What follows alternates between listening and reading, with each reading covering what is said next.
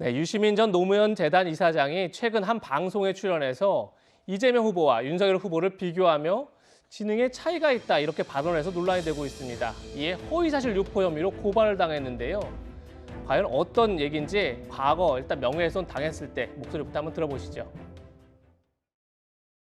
2년 반 전에 조국 수사가 시작됐을 때 유시민 씨가 갑자기 제가 자기 계좌 추적을 했다는 황당한 거짓말을 하기 시작했습니다. 유시민 씨나 지금 이 권력자들은 마치 자기들은 무슨 짓을 해도 절대 수사하면 안 되는 초헌법적인 특권 계급인 양 행동했습니다.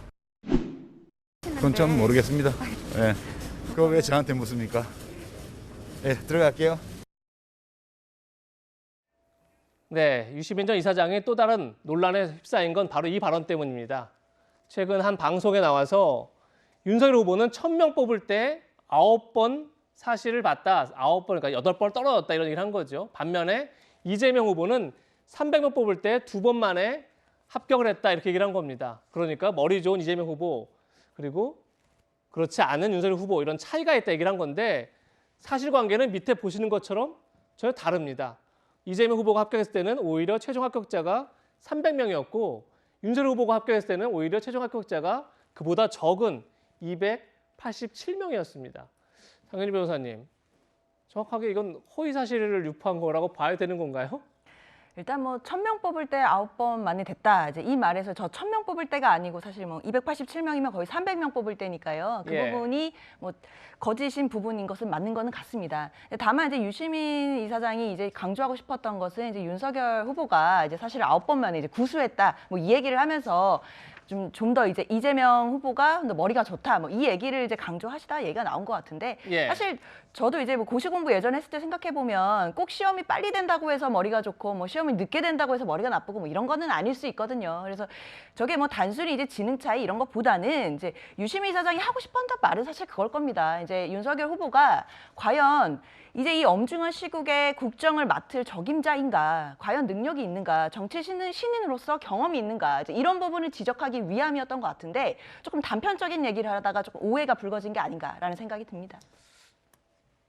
유시민 전 이사장의 발언이 또 하나 논란이 되고 있는 게 있는데 그것도 한번 들어보겠습니다. 최근 김어준 씨의 개인 방송에 출연해서 윤석열 후보의 어퍼컷 세리머니를 두고 이렇게 언급했습니다. 함께 들어보시죠.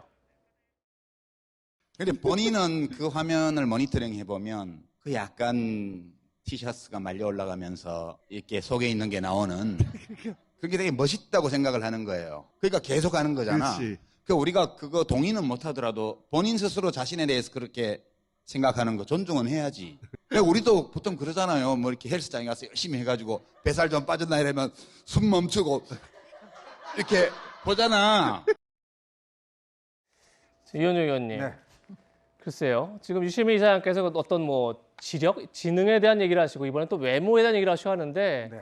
그런 것들이 뭐 이재명 후보 측에서도 적절한 것 같지는 않다는 얘기를 하고 있습니다. 어떻게 보십니까? 저는 유시민 이사장의 말을 들으니까 이런 소설이 생각났습니다. 밀란 쿤데라가 쓴 참을 수 없는 존재의 가벼움이라는 소설의 제목이 생각이 났어요. 예. 유시민 전 이사장은 우리 사회의 대표적 지식인이라고 이야기를 했고 자기 유튜브에 대해서 뭐 책을 해설하는 유튜브도 하기도 하고 또 본인이 많은 책을 또 쓰기도 했습니다.